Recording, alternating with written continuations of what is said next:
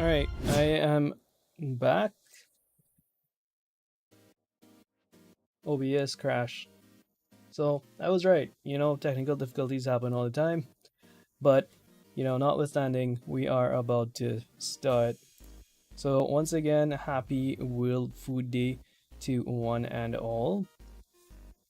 The theme of this year's World Food Day is Water is Life. Alright, water is food, water is life. And it's very relevant, especially with how hot the place is these days.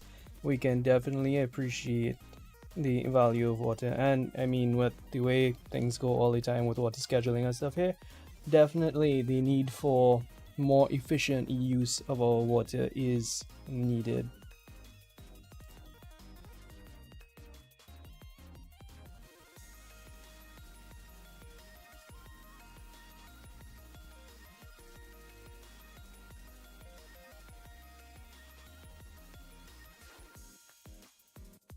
All right. So there we go. We have water is food, water is life. But before I get into that, I just want to play a video from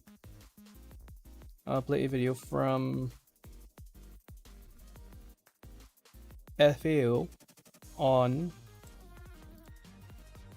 World Food Day. Okay, there is the video that they put out. I just need to find it. I have 3 screens and yet somehow I managed to not be able to find these things. Okay, so first off we need to pause the music.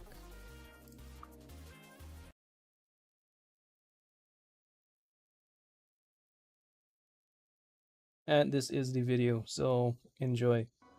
Our planet may be called Earth, but its surface is made up mostly of water.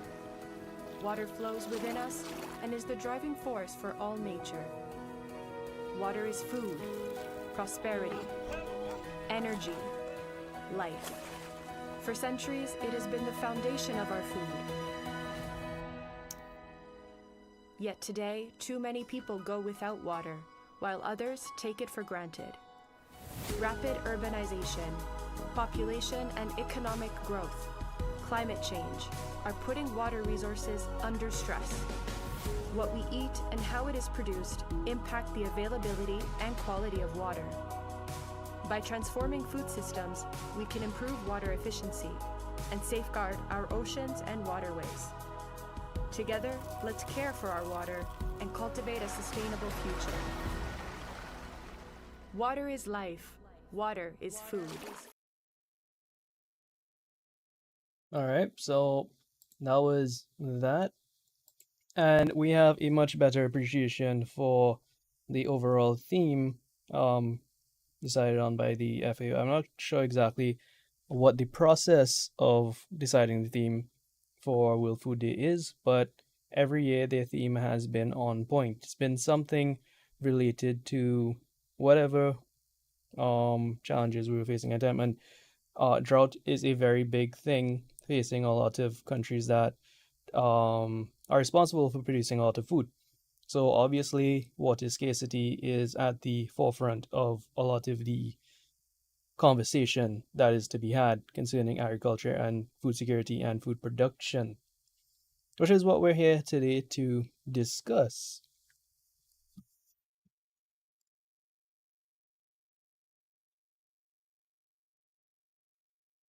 Also,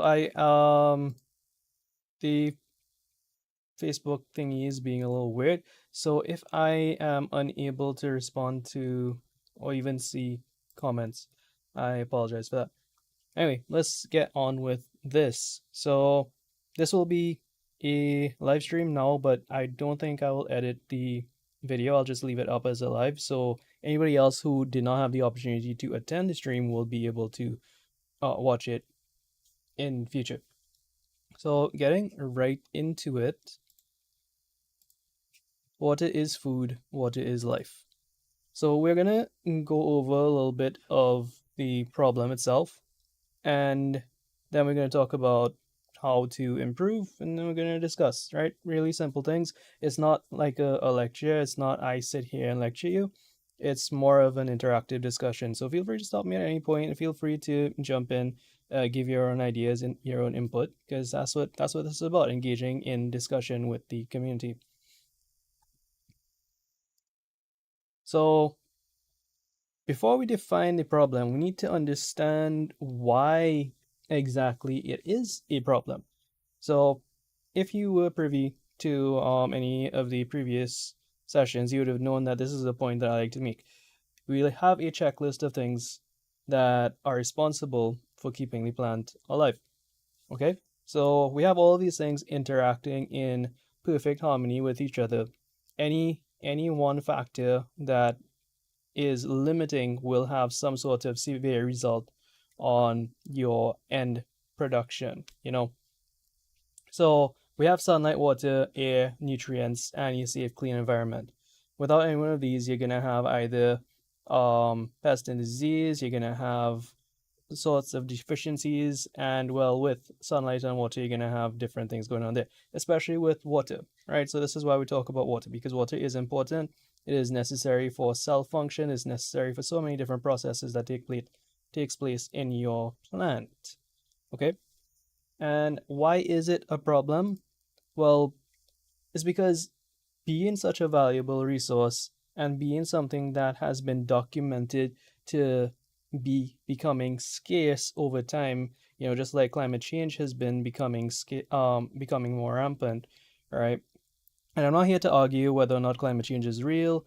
I'm not here to argue whether or not water is becoming scarce or not, right? We wouldn't be here unless we thought those things. Okay, so we're not even going to bother with that right off the bat.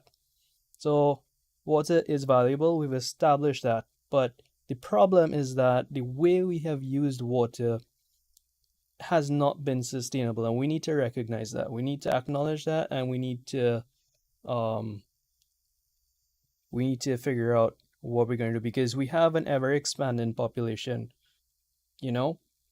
And how are we going to continue to decide whether we use the water for household consumption or we use it for food production? Where's the deciding line? What has more weight? Where does the water go? So instead of figuring out how to use the same quantity of water and dividing it amongst all the people, we need to figure out how to use the same quantity of water more efficiently across the different things that we grow. That is one aspect of water use efficiency, and that's what I want to focus on a little bit today. Okay? So, moving on, how exactly do we improve now that we know that there's a problem with the way we inherently do things? I've broken it up into three main sections. We can focus on the type of irrigation, and we can focus on the time of the irrigation, and we can focus on water retention. Now, those might seem like very simple things, but you'll understand when we get into it how effective these simple things can be, but also how extensive these simple things can be.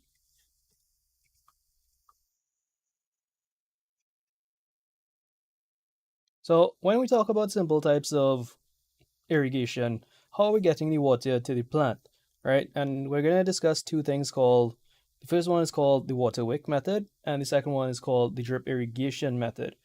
Okay, so the water wick is a little simpler and it's much more cost effective. And the drip irrigation method, I'll get into more detail of that later, because that is a little bit more extensive to set up and requires a little bit more footwork. My personal favorite for any DIY project, for anybody that's just getting into home gardening, and they don't have time and they often forget to water their plants, is the water wick method. Okay, so what is the water wick method? The water wick method is a very simple but cost-effective way of upcycling materials you have home and um, keeping a plant watered. So you can take, it doesn't have to be a wick. I know it says a wick there, but you can use a piece of cloth, a piece of rope, anything that you have at hand, and use those things, kind of upcycle it. And the main thing you need to remember is that this is making use of a process called capillary action, where the water is going through the is going against the potential gradient, right? So the water is going to travel up the dry is going to travel up the dry rope into the soil, and it's going to you're going to place it very near to where the root zone of the plant is. So you are going to be delivering water effectively to your plant over time until the water in the reservoir has been almost depleted, until there's some sort of equilibrium. Okay, so it will keep giving water to the soil until there's an equilibrium point, and as the plant uses more water and the plant starts to transpire and the water evaporates, it's going to keep taking up water. So you will have to top up water at some point, but it does make use um, of that reservoir, and it does reduce the amount of time you have to worry about watering your plant. Like if you have a mini vacation, you need to go to Tobago for 2 days, you need to go to Tobago for a week, you could try something like this, right? If you only have like a few plants and you can do something in a pot. Now it doesn't have to be like I know I have a container turned upside down here, and it can be anything. You can do this out in the field with a big jar that's buried in the soil as well, as long as you have something going from that reservoir to the root zone of the plants. It can be hit or miss as well, because if you don't do it properly, if there's anything wrong with the way you set it up, anything that breaks that flow, then your plant may not get the water it needs. The flow is not going to happen. You're going to come back and you're going to see that the water is still in your container and your plant is dead. So it's a bit of hit or miss, right? If you don't set it up properly. But why would you want to do this? It's because it's cost effective, simple and effective. It's great for smaller plants, so you wouldn't want to do this for something like, let's say, okra or your sorrel trees, right? Things that you can easily put into containers, or things that don't require excessive amounts of water. So fruit-bearing trees like your tomatoes or cucumbers, this may not be ideal for, but definitely for your smaller plants, right? And is, as I said before, is very good for keeping your plants watered over time.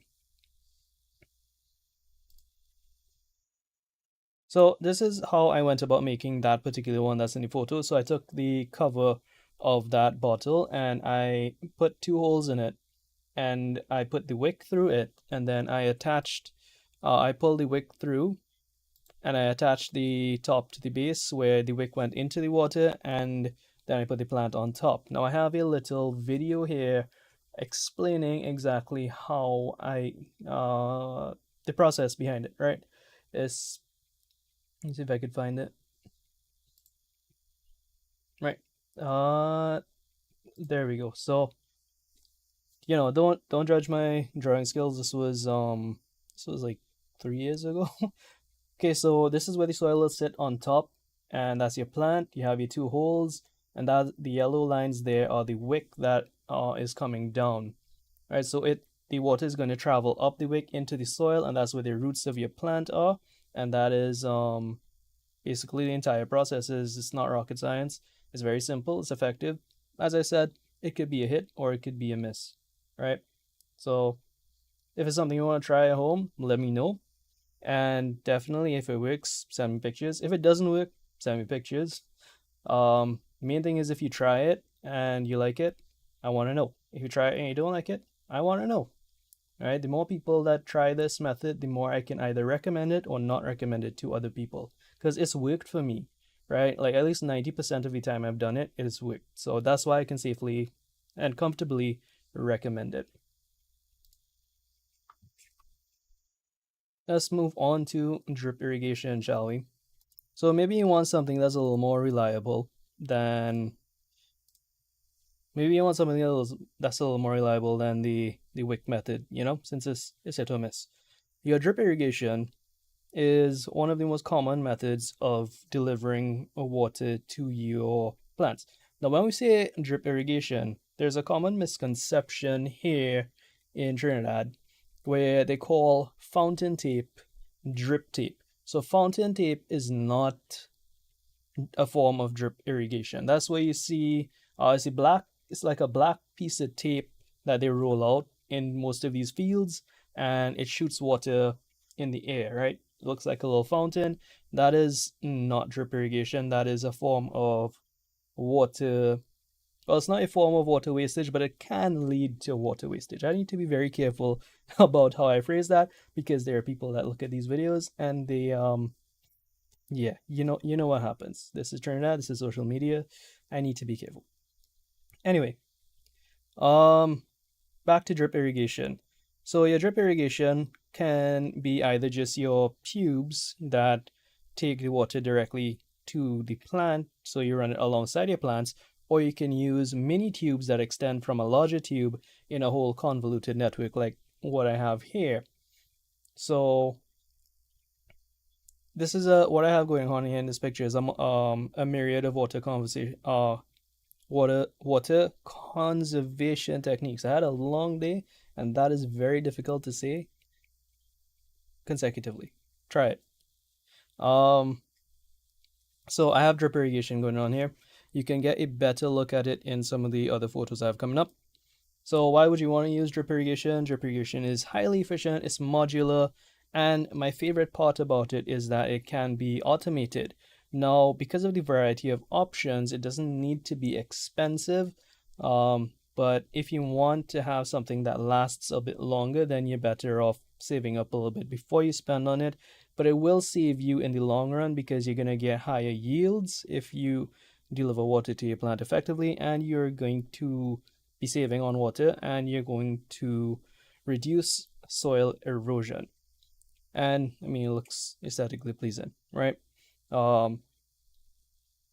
Hey, what's up, Chris? I just saw the message, so that's working. Great.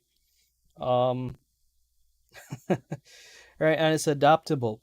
Right, and what do I mean by it's adaptable? Let's take a look at this photo here.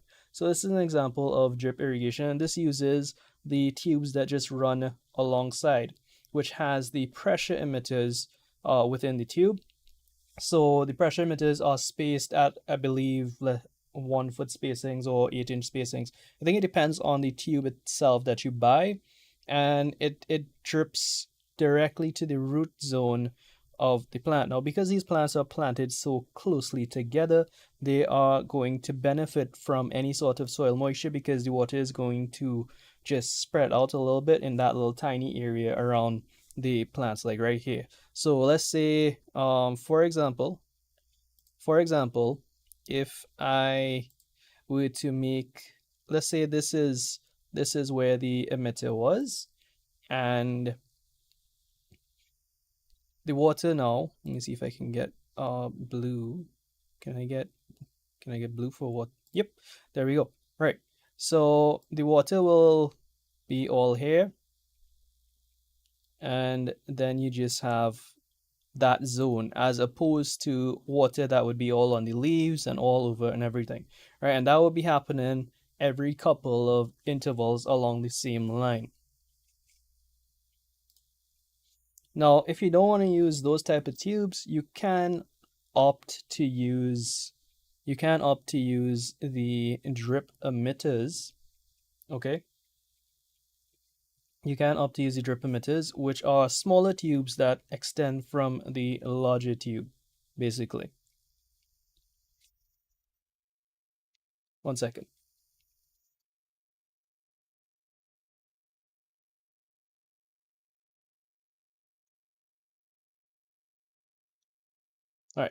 All right, where was I? Yeah, larger tubes that extend from these smaller tubes, and I believe I have a picture of that later on as well. So drip irrigation is really good because you can attach these tubes to a reservoir, or they can directly come from a pump. So your pump goes to a piece of PVC, and your piece of PVC extends it to the tubes, and you know how it goes from there. Now, the good thing about that is you can automate your pump. If you have like a smart plug, you can connect it to your phone. The smart plugs are relatively cheap. You can get them for like 15 US, between 15 to 20 US online, or you can get them for under $200 locally at most electric selling places, whatever you call them. All right, you can get them locally, and you just plug your pump into that. You connect it to your Wi-Fi, connect it to your phone, and then you can control your irrigation from wherever you are. So it doesn't have to be like field type production. It could even be set up in your home garden if you run the tubes properly. And even the cost of drip irrigation has gone down within recent time. So I would highly suggest setting up something like that so you don't have to worry about manually watering a plant and you don't have to worry about wasting water, especially with how hot the days are lately, especially with how often we have infrequent water supply to our homes, because you want to conserve the water in your tank. You want to conserve the water for your consumption, for household use, for things like that. But you also want to keep your plants alive. So definitely this is the best way to go about it. Now, you also have the issue with how much water you use and how often you use it, right? So you need to know how much water to use at different stages of your plant's lifestyle, right? You're not going to drown the plant in water, but you're also not going to give it too little. And I will probably do a session specifically on that, but in the essence of time, I just want to touch on two main topics, which would be the time of day. You definitely want to always water in the cooler parts of the day. And depending on the plant, again, you will water either in the morning and the evening or just the morning alone. Okay? You don't want to water twice if you don't have to, because that's just water that's not going to be fully utilized by the plant. So I would recommend, depending on the type, just once a day. If you have a nursery, a greenhouse, once a day. Again, subject to the health of your plant and wherever you are and however intense the sunlight is. Okay.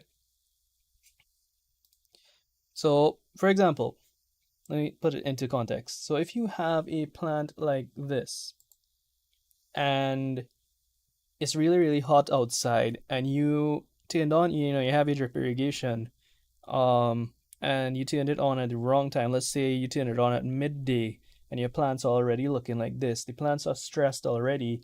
What will happen is you might think you're going to be cooling down the plant, but in reality, that plant is now going to be facing stress from the heat and is going to be facing stress from losing more water than is able to take up. All right, so what happens there is that you have a transpiration ratio that is in excess of the rate of uptake. So it's better to not water at the hottest part of the day because that's going to stress your plant out more. And you can get away with doing it once or twice, but I wouldn't make it a practice because your plant might look fine, but over time it would reduce, especially for the plants that are supposed to live longer, let's say peppers and tomatoes and stuff. It would reduce the longevity of the plant. It would reduce the health of the plant. Sounds extremely efficient and effective. How can you tell which plants you should water once a day versus twice a day? Generally, the fruit-bearing plants would be the ones that you would want to water twice a day at the root zone. Definitely at the root zone because you don't want too much water getting on the fruits. You don't want too much water getting on your leafy plants as well. So things like tomatoes, things that love water, maybe give them twice a day. Or if it's the cooler part of the year, things like cucumbers, pumpkin, things that are drought tolerant, they can be watered once a day. Okay, so things like lettuce maybe twice a day. Smaller crops, like your leafy veggies, bok choy, things that look wilted, like very wilted, even when the sun is cool or when the sun goes down at like 6:30 or 7, and you see it's still, that's late to be outside, but still, you notice they still droop down and they're like dying. Give them some water. I have a whole fact sheet on. Is it a fact sheet or is it in the book? I'm not sure which one it is, but I believe there should be something on my Ko-fi about how often you should water which plant, like the water requirement. I believe it's one of the free fact sheets. So if you haven't checked out the free resources on my Ko-fi, the link to that should be in the description somewhere. So feel free to check it out. And if home gardening is your thing, I also have a digital copy of the Gardening at Home book available for purchase.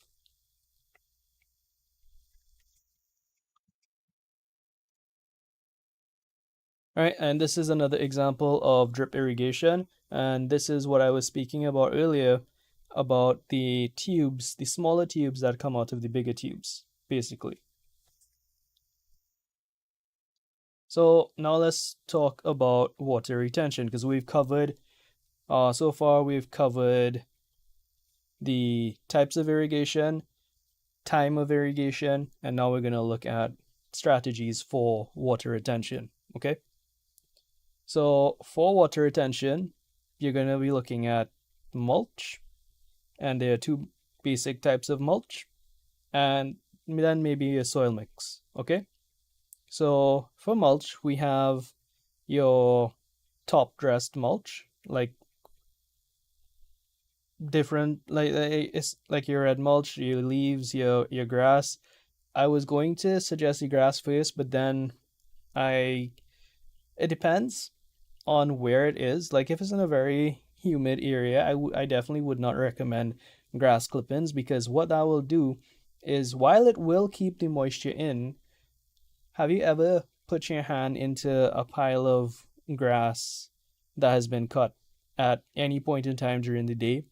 It starts to generate this heat, right, from all of the microbial activity that's going on. So you don't want that taking place at the root zone of your plants. So if you're covering with grass, do it very, very sparingly, very lightly, or in a very well aerated area. Okay. Otherwise, you're going to have some negative repercussions. Similarly, with some type of leaves. So the dry leaves, the crunchy leaves, that's fine. You can feel free to use them. But the things that are like much finer and they trap the water and they start to break down, things that are heavy in organic matter as well, those things would encourage microbial activity and heat. So it'll be heat on top of heat, basically. You don't want to run into those issues. Other than the red mulch, and this is an example of the red mulch, which is very, very common in landscaping and in home gardens locally, you have the option of using a plastic mulch. Now, the only issue with the plastic mulch is also, well, the heat that it builds. But with the plastic mulch, you have a bit more of a setup involved because when you're putting it down out in the field, you don't want to end up taking it back up. So the recommended practice is to set up your drip irrigation and everything before you put it down. If you're putting down the inline ones that don't have the small tubes coming out of them, just the one with the regular pressure emitters. The downside of that is when this is on the ground, you have no idea whether an emitter is working or not until it's too late. So what some people have done is they've used the drip irrigation that has the tubes coming out of it to um to take the water directly to the plant, and they've made a slightly bigger hole around the plant where it needs to go. Now, what the mulch does, both the plastic mulch and the wood mulch, is it provides a source of weed suppressant. So because the area is covered, you don't have any weeds protruding, so you don't have to manage your weeds. So it's a form of weed management, and it keeps the moisture in the soil longer. So those are your basic methods. That's as basic as I can get it. If any of these things were of use to you, please let me know so we can go more in depth on any of those topics. So now that we've come to the end of the presentation, if you have any questions, let me know. If not, I hope you had a good World Food Day, and I hope to see you again soon because these live streams are something I want to do more often, and we will have a better planned live stream next time, and we'll have more guest speakers. Well, I shouldn't say more because it's just me, and it doesn't really count if I'm in my head. So I guess we'll have a guest speaker next time. All right. We have a bunch of sign up forms all over the place, so feel free to check out the Facebook page, check out the YouTube, check out all of the channels. The Instagram is doing well. I recently launched a TikTok actually, so that's been fun. I've been having a lot of fun with the short form content and basically going out and engaging with people because it encourages people to talk about agriculture and home gardening, and from one person to the next, and then it just gets them interested in it because some people who have started a home garden within the last 2 or 3 months um, did so with no prior intention for doing so. They came across the content and they talked to one of their friends about it, and then they just fell in love with the passion because it is a craft. It is an art form. It is a form of expression, and the research definitely shows that there are psychological benefits to being outside and being there with your garden.